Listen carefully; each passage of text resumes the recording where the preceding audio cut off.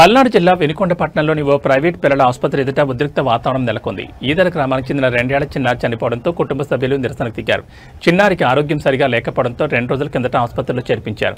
అయితే ఉదయం బాలుడికి సీరియస్గా ఉందంటూ డాక్టర్లు గుంటూరుకు తరలించారని సూచించారు.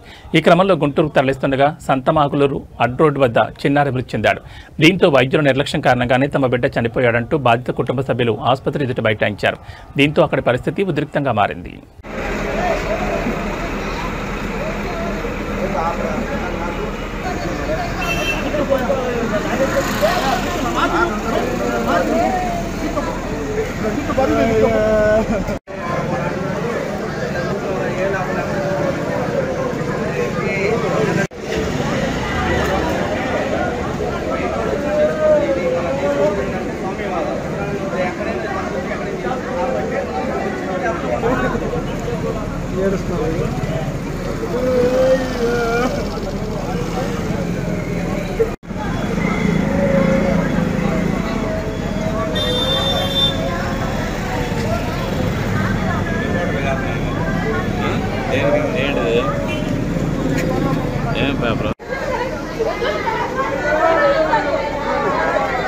దగ్గర